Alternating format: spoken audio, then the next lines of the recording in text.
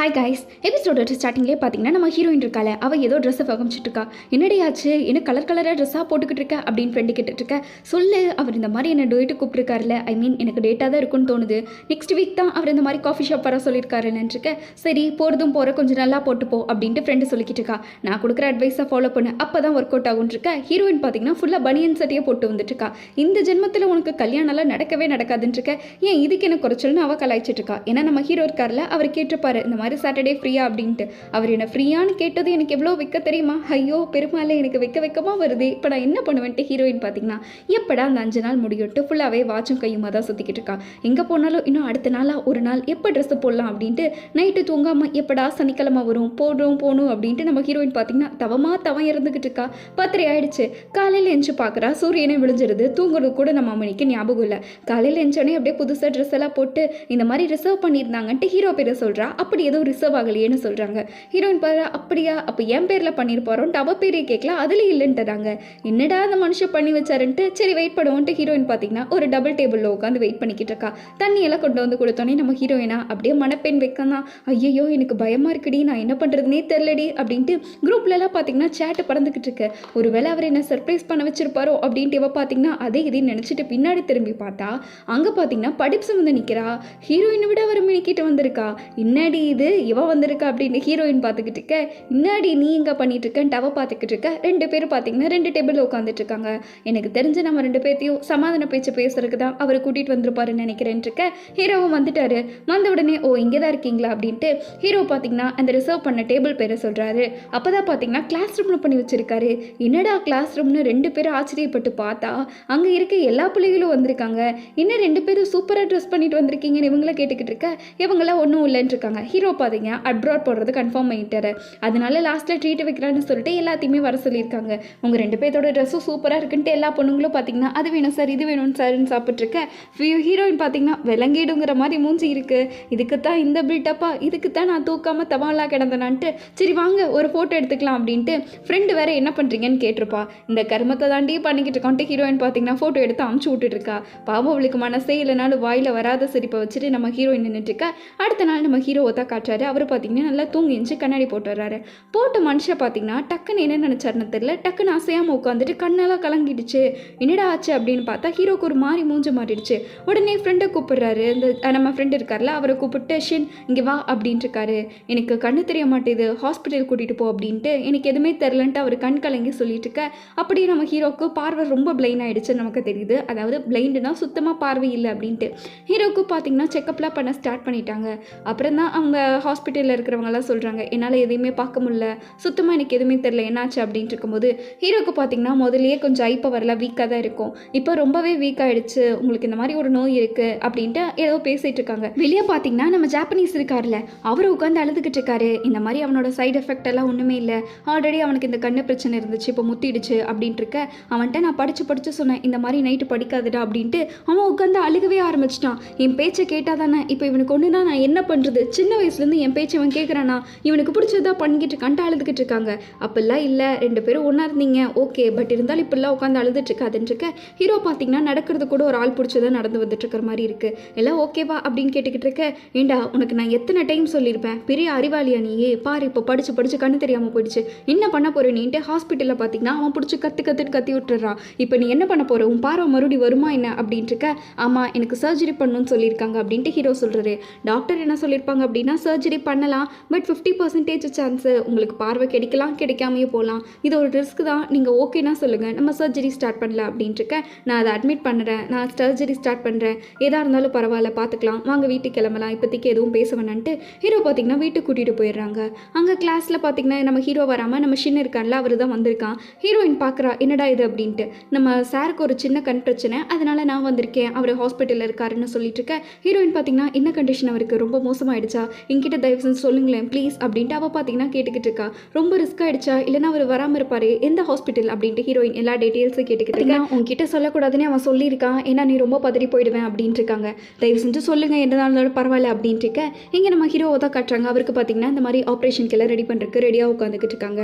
Heroine பார்த்தீங்கன்னா address எல்லாம் தெரிஞ்சிருவா போல் அப்படியே மெதுவாக அவர் சைலண்ட்டாக நடந்து வந்துக்கிட்டு இருக்க. இங்கே அவங்க ஃப்ரெண்ட்ஸ் எல்லாம் பேசிக்கிட்டு இருக்காங்க. என்னடா ஆப்ரேஷன்லாம் முடிய போது எப்படி இருக்குது அப்படின்ட்டு.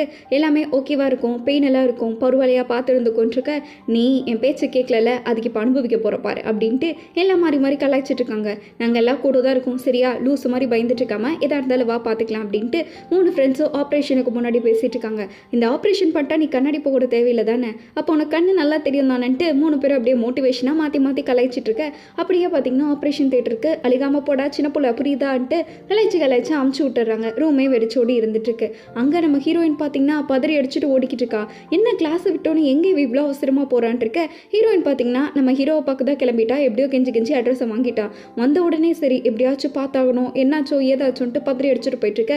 சர்ஜரி அவருக்கு முடிஞ்சு எல்லாமே ஓகேங்கிற மாதிரி தான் டாக்டரும் சொல்லிட்டு இருக்காங்க. இப்போ நீங்கள் கைனோ ஓப்பன் பண்ணால் உங்களுக்கு ரிசல்ட் தெரியும் அப்படின்ட்டு இருக்க. நான் மறுபடியும் படிக்கலாமான்ட்டு ஹீரோ முதல் கேள்வி அதான் கேட்குறாங்க. ஆமாம், பட் கொஞ்சம் டைம் எடுத்துக்காங்க, ஏன்னா நம்ம டக்குன்ட்டு உடனே கண்ணுக்கு ஸ்ட்ரெஸ் கொடுக்கக்கூடாது. கொஞ்ச நாள் உங்களுக்கு எல்லாமே ரெடி ஆகிடும், நீங்கள் அப்புறம் கண்டினியூவாக ஸ்டார்ட் பண்ணிக்கங்க அப்படின்ட்டு இருக்க. அப்போ பார்த்தீங்கன்னா யாரோ டோர் ஓப்பன் பண்ணுற சவுண்டு கேட்டுட்டு இருக்குது. ஹீரோவும் யாரா இது அப்படின்ட்டு கேட்டுட்டு இருக்க. வேறு யார் மேலே நம்ம ஹீரோயின் தான். பதில் சொல்லாமல் இருக்கும்போதே ஹீரோக்கு தெரிஞ்சிருது, இங்கே நீ என்ன பண்ணிக்கிட்டு இருக்க, ரூமை க்ளீன் பண்ணலையா கிளாஸை, அதனால நீ பனிஷ்மெண்ட் ஏற்றுக்கிட்டு தான் ஆகணும்ட்டு வழக்கம் போல் ஹீரோ பனிஷ்மெண்ட் கொடுத்துட்டு இருக்க. ஹீரோயின் பார்த்தீங்கன்னா ஏன் சார் இந்த மாதிரி ஆயிடுச்சு, என்கிட்ட நீங்கள் சொல்ல வேண்டான்னு இருக்கீங்களாமா அப்படின்ட்டு இருக்க. ஆமாம், கண் ஆப்ரேஷன் எல்லாத்துக்கிட்டையுமே ஊர் போட்டு சொல்லிட்டு இருப்பாங்க.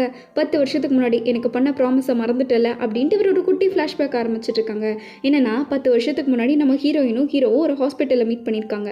அப்போ ஹீரோயின் பார்த்தீங்கன்னா எல்லாமே தப்பாக மேக்ஸில் வீக் அப்படின்ட்டு நான் மறுபடியும் தப்பாக எழுதிட்டேன்ட்டு அழுதுகிட்டு இருந்திருப்பா.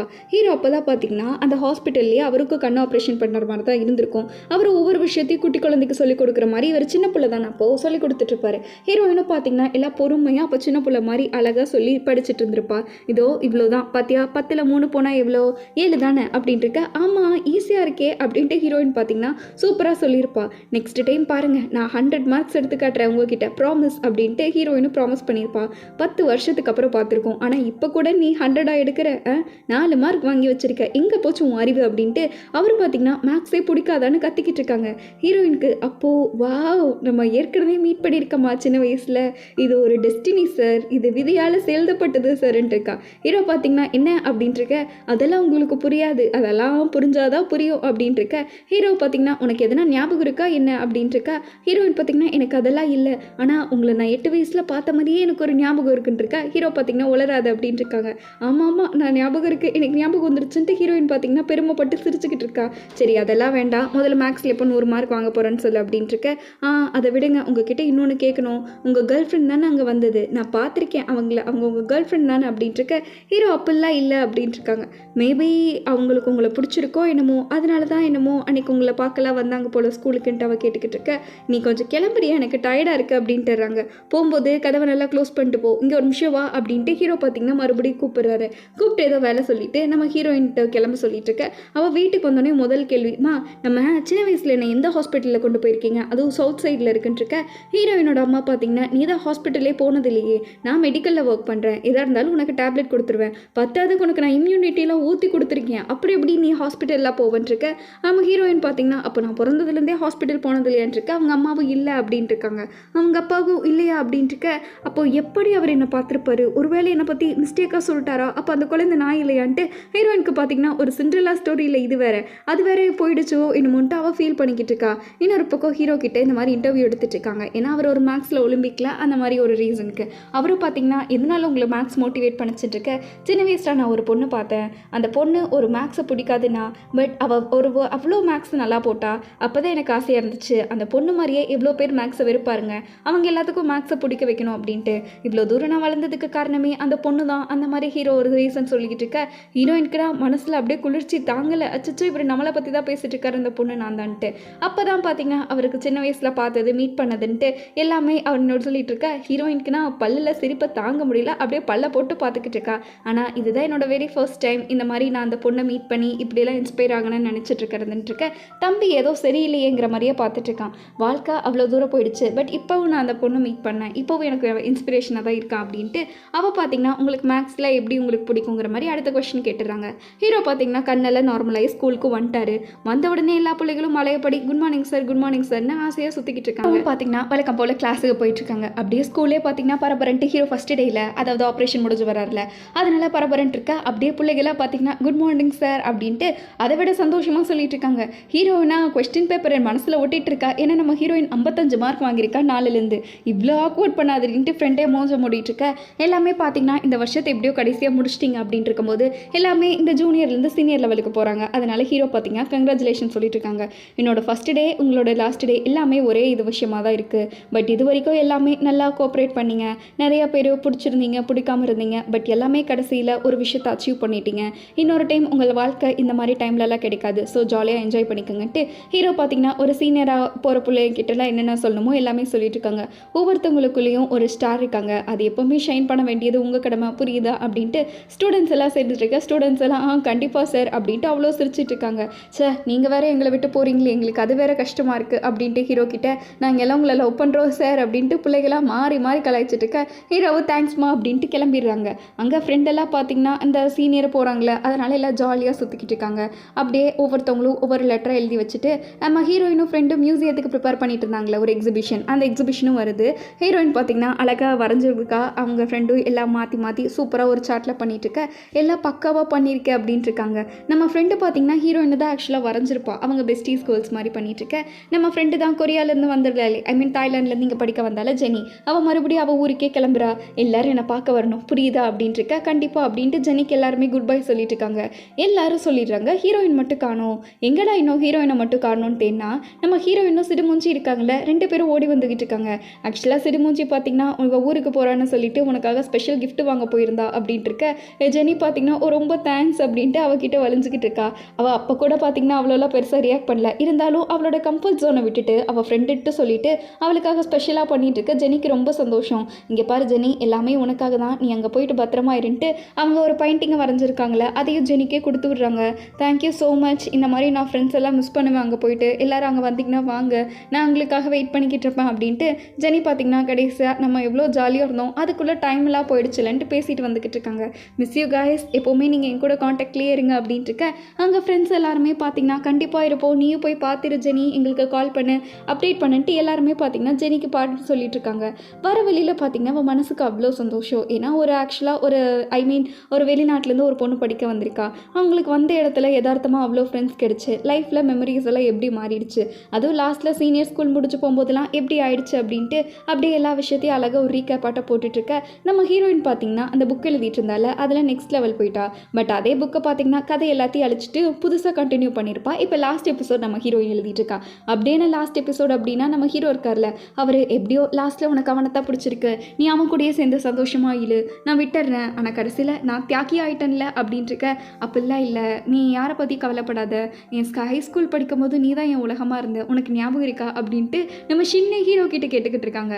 ஆனால் இப்போதைக்கு உனக்கு நான் தானே வேணும், என் கூட தானே நீ வரப்போகிற அப்படின்ட்டு இருக்க. ஹீரோ ஏன் பயப்படுறியான்ட்டு 2 பேரும் பார்த்தீங்கன்னா அங்கேயும் சண்டை ஆரம்பிச்சிட்டாங்க. இந்த டீம் சண்டை பார்த்தீங்கன்னா 2 vs 2 இல்லை 3 vs 2ங்கிற மாதிரி ஆயிடுச்சு.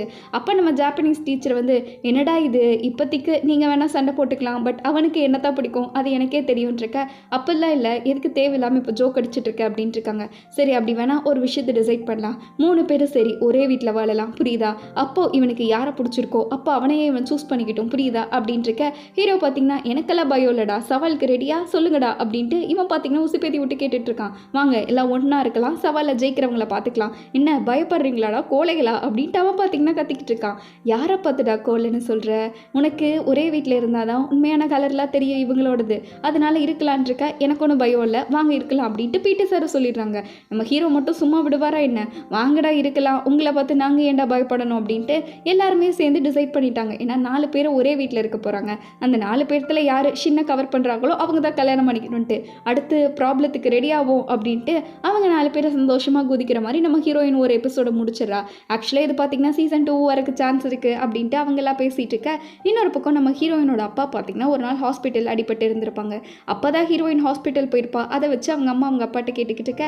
இன்னொரு பக்கம் ஹீரோயின் பார்த்தீங்கன்னா ஆசையாக போய் நின்றுட்டுருக்கா. என்ன லாஸ்ட் டேங்காட்டி குட் பை சொல்ல வந்தியான்னுட்டு ஹீரோ கேட்டுக்கிட்டு இருக்க. ஹீரோயின் அதுக்காக வர ஆள் அப்படியே பார்த்து வளைஞ்சிட்டு போலான்னு வந்திருப்பா. இந்தாங்கன்ட்டு ஹீரோயின் பார்த்தீங்கன்னா அவருக்கு ஃபஸ்ட் எய்ட் கொடுத்துட்ருக்கா. நீங்கள் உடம்புக்கு கீது சிக்காயிட்டிங்கன்னா என்ன பண்ணுறது, அதனால தான் நான் கொண்டு வந்தேன். அங்கே போயிட்டு இந்த ட்ரெஸ் எல்லாம் குளிர்ச்சுன்னா நல்லா டைட்டாக போட்டுக்கோங்க, முக்கியமாக பொண்ணும் கிட்டலாம் பேசாதீங்க, அந்த ஊர் பிள்ளைகள்லாம் ரொம்ப டேஞ்சரமாக நான் கேள்விப்பட்டிருக்கேன், பார்த்துடுங்க, படிக்கிற வேலையை மட்டும் பாருங்கள், ஃப்ரீனா எழுதி கொடுங்க, லெட்டரில் எழுதி எனக்கு போடுங்க, கால் பண்ணி பேசுங்கன்ட்டு ஹீரோயின் பார்த்தீங்கன்னா டாப் டு பாட்டம் எல்லாத்தையுமே சொல்லிக்கிட்டு இருக்கா. நீங்கள் ஏன் திடீர்னு போகிறீங்க, வெக்கேஷன் வந்தீங்கன்னா அட்லீஸ்ட் இங்கேயாச்சும் பார்க்க வாங்க, நீங்கள் வராமலாம் இருக்க மாட்டீங்களே, கண்டிப்பாக வரணும்னு இருக்க. ஹீரோ பார்த்தீங்கன்னா அடுத்து என்ன ப்ராஜெக்ட் பண்ண போகிறேன்னு கேட்டுட்டு இருக்காங்க. ஹீரோயின் பார்த்தீங்கன்னா காரில் அந்த ப்ராஜெக்டோட பேர் சொல்கிறா. சொன்ன உடனே ஹீரோக்கு சிரிப்பு தான் வந்துருச்சு. சரி பார்த்து பத்திரமா இரு, நல்ல நாவல்லாம் இன்னும் நிறைய எழுதுங்கிற மாதிரி சொல்லிட்டு இருக்க. ஹீரோயின் அப்பவும் அப்படியே மேலே போகிற வரைக்கும் பார்த்துக்கிட்டே ஹீரோ அந்த எட்ஜை டர்ன் பண்ணுற வரைக்கும் பார்த்தீங்கன்னா ஹீரோயின் போகவே இல்லை. பொம்புதான் அவளுக்கு கண்ணெல்லாம் கலங்குது. அப்படியே அழுகையில் பார்த்துட்டு இருக்க. டக்குன்னு மேலே இருந்து ஸ்னோ வருது. ஹீரோயின்க்குனா அதிர்ச்சி தாங்க முடியல. சார் இங்கே பாருங்கள் ஸ்னோ வருதுன்னு ரோட்டில் கத்த ஆரம்பிச்சிட்டு இருக்கா. இதுதான் சார் என்னோட ஃபர்ஸ்ட் ஸ்னோ பார்த்தீங்களா அப்படின்ட்டு ஹீரோவும் அப்படியே மேலே இருந்து ஹீரோயினை பார்த்து ரசிச்சிட்டு இருக்க. ஹீரோயினும் பார்த்தீங்கன்னா அவளுக்கு தான் ஃபர்ஸ்ட் லவ் ஃபர்ஸ்ட் ஸ்னோனா என்னன்னே தெரியாது. இப்போ ஃபர்ஸ்ட் லவ்வும் கண்ண முன்னாடி இருக்குது, ஃபர்ஸ்ட் ஸ்னோவும் அவளுக்கு இருக்குன்ட்டு ஹீரோயின் பார்த்தீங்கன்னா மேலே என்னோட ஃபர்ஸ்ட் ஸ்னோன்ட்டு ஹீரோவுக்கு இந்த சராங்கிய சிம்பிளை காட்டி காட்டி அவ சிரிச்சுக்கிட்டு இருக்கேன்ட்டு அதோட இந்த எபிசோட இந்த ட்ராமாவை அப்படியே அழகாக முடிக்கிறாங்க. கண்டிப்பாக இந்த ட்ராமா ஒரு லோ பட்ஜெட்டில் எடுத்தாலும் சரி அவ்வளோ ஒரு நல்ல ஃபீல் குட் ட்ராமா கைஸ். ஒவ்வொரு எபிசோடும் அவ்வளோ வாமாக ஒரு கிளாஸ் ரூமை வச்சு கதையை எவ்வளோ அழகாக கொண்டு போயிருப்பானோ அப்படி கொண்டு போயிருப்பான். கண்டிப்பாக அந்த ஸ்டோரி உங்களுக்கு பிடிச்சிருக்குன்னு நினைக்கிறேன். அப்படியே நாளைக்கு இதே மாதிரியே ஒரு சூப்பரான ஃபீல் குட்டோட ரொம்ப காமெடியான இதே மாதிரி ஒரு பக்காமான ட்ராமாவையும் நம்ம சூஸ் பண்ணியாச்சு. நாளைக்கு வந்து வீடியோவில் பாருங்கள். பிடிச்சிருந்தா லைக் ஷேர் எல்லாம் பண்ணிடுங்க. கண்டிப்பாக இந்த ட்ராமா பற்றி என்ன நினைக்கிறீங்கன்னு கமெண்ட் பண்ணிட்டு போங்க. அடுத்த சூப்பரான வீடியோவில் பார்ப்போம். அது வரைக்கும் பாய் ஸ்வீட்டீஸ்.